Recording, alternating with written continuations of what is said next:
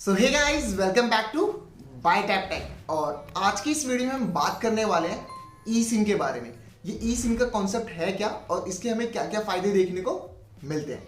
तो सबसे पहले अगर मैं बात करूं तो सिम का हमारे पास ट्रेडिशन चलता आ रहा है। जैसे पहले सिम बहुत बड़ी हुआ करती थी, अगर आपको याद हो, फिर हमने सिम को थोड़ा काट के उसे छोटा कर दिया, फिर सिर्फ उतने हिस्से को काट लिया जो हमारे काम की चीज़ है, जिसे हम नैनो सिम के नाम से बोलते हैं। और अब धीरे धीरे एक कॉन्सेप्ट चलता आ रहा है जो है ई सिम का, यानी अब हमें कोई फिजिकल सिम अपने मोबाइल के अंदर डालने की जरूरत ही नहीं होगी। जो हमारा मैन्युफैक्चरर है उसने पहले से उसके अंदर एक ई सिम डाल रखी होगी और हमें कुछ नहीं करना, हमें बस अपने करियर प्रोवाइडर के पास जाना है, वहां से अपनी सिम एक्टिवेट करवानी है। और मतलब जिस भी करियर प्रोवाइडर के पास हम जाएंगे वहां से हमारी सिम एक्टिवेट हो जाएगी।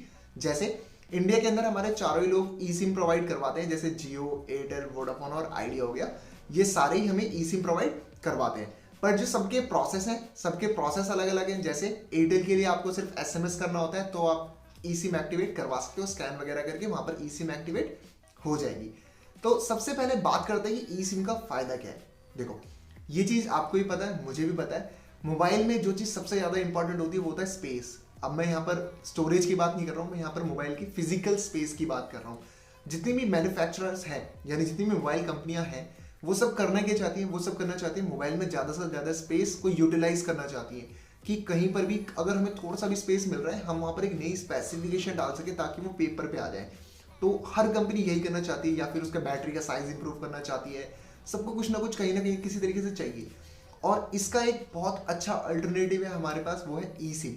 क्योंकि जो सिम ट्रे होती है वो भी कुछ स्पेस लेती है और फिर उसके अंदर सिम आती है, ये सब स्पेस तो लेती है। अगर मैं वहां से वो निकाल दूं, यानी अगर वो मैं ट्रे निकाल दूं वहां से, तो वहां पर मैं कोई दूसरा हार्डवेयर वहां पर पुट कर सकता हूँ, या फिर बैटरी का साइज थोड़ा सा इंप्रूव किया जा सकता है। इन सारी चीज़ों से बहुत ज़्यादा फर्क पड़ता है, क्योंकि अगर सिर्फ 1 घंटे भी बैटरी बैकअप इंप्रूव हो गया तो वो बहुत बड़ी बात होती है। तो इसी चीज़ को ध्यान में रखते हुए ई सिम बहुत ज़्यादा इंपॉर्टेंट कॉन्सेप्ट बन के आता है, क्योंकि वहां से हमारे पास स्पेस बच जाता है।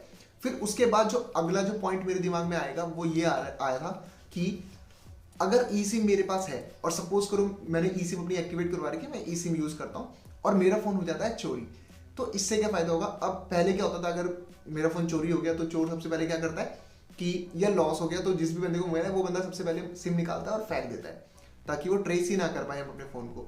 पर लेकिन अब क्या होगा, क्योंकि सिम उसी के अंदर है, फोन के अंदर ही है, ठीक है, वो कोई फिजिकल सिम तो है नहीं, वो हार्डवेयर के अंदर ही सिम, ई सिम मेरी उसके अंदर फिक्स है। तो इससे होगा क्या कि वो डीएक्टिवेट होगी ही नहीं, और डीएक्टिवेट करने के लिए चाहिए होगा पासवर्ड, और पासवर्ड तो उसको पता नहीं होगा, और पासवर्ड से मेरे पास है तो वो डीएक्टिवेट कर ही नहीं पाएगा, जिससे हमारी जो मोबाइल है उसको ट्रेस करना बहुत ज़्यादा आसान हो जाएगा, जिसका सबसे बड़ा फायदा जो मुझे लगता है। और इसके साथ जो इसका अगला फायदा है वो ये है कि मुझे कभी भी कोई भी फिजिकली स्टोर पे जाने की जरूरत नहीं पड़ेगी। जैसे सिम परचेज करने के लिए मुझे स्टोर पे जाना पड़ता है, या अगर मेरी कभी सिम खो जाती है तो मुझे फिर दोबारा स्टोर पे जाना पड़ता है। पर लेकिन ई सिम के टाइम पे ऐसा नहीं होगा, मेरे को सिर्फ अपना या तो मैसेज करने से काम हो जाएगा, या फिर कोई ऑनलाइन सॉफ्टवेयर डाउनलोड करना होगा, उससे मेरा काम चल जाएगा। और कभी कभार सिम के साथ प्रॉब्लम क्या आती है, जो फिजिकल सिम होती है उनके साथ प्रॉब्लम क्या आती है, अगर हमें कभी सिम बाहर निकालनी है या कोई भी चीज़ ऐसे अंदर बाहर हमें सिम करनी होती है, सिम पहली बात तो सिम मिसप्लेस होने का डर होता है, क्योंकि सिम इतनी नैनो सिम आजकल इतनी सी तो होती है, वो मिसप्लेस हो जाएगी, इसका डर होता है। दूसरा ये होता है जितनी बार हम उसे इंसर्ट करते हैं, बाहर निकालते हैं, स्क्रैच पड़ने के चांसेस होते हैं, जिस वजह से वो खराब हो जाती है। ई सिम में ऐसा कोई चीज़ होने नहीं वाली। तो ई सिम के हमें पता है, हमें फायदे तो बहुत सारे हैं और फ्यूचर में हमें ई सिम ही देखने को मिलने वाली है, क्योंकि यही फ्यूचर है। बट आज के टाइम पे इसके कुछ नुकसान भी हैं, तो उन नुकसान की बात कर लेते हैं। जैसे सबसे पहला जो नुकसान ये है कि सपोज करो अगर मैं इंटरनेशनली ट्रैवल करता हूँ, अगर मैं इंटरनेशनल ट्रैवल करता हूँ तो जो मेरा ई सिम प्रोवाइडर है, जरूरी नहीं है मैं जिस कंट्री में जा रहा हूँ वहाँ पर कोई ई सिम प्रोवाइडर हूँ।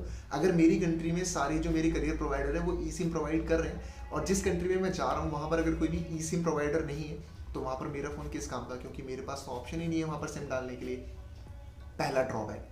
जो दूसरा ड्रॉबैक आता है ई सिम का वो ये है, ये सिर्फ आपको एक्सपेंसिव फोनों में ही देखने को मिलती है। जैसे एप्पल के सिर्फ टॉप लाइनअप में देखने को मिलेगी, एप्पल के तो खैर होते ही टॉप लाइनअप ही है, सिर्फ मैक्स में देखने को मिलेगी, प्रो में देखने को मिल जाएगी। और अगर हम सैमसंग की बात करें, सैमसंग के भी सिर्फ कुछ गिने चुने फोनों में देखने को मिलेगी। पिक्सल के भी सभी, यानी गूगल पिक्सल के भी सभी फोनों में हमें देखने को नहीं मिलता ई सिम का कॉन्सेप्ट। ये अभी जो यहाँ पर ड्रॉबैक है, ये इसका सबसे बड़ा ड्रॉबैक है। और मैं चाहता हूँ जो हमारी मिड रेंज की कंपनियां हैं वो भी ई सिम का कॉन्सेप्ट लेकर आए ताकि वो और ज़्यादा इंप्रूव कर सके और हमें भी ई सिम का एक्सपीरियंस देखने को मिले, क्योंकि जो हमारा फ्यूचर है वो ई सिम ही होने वाला है।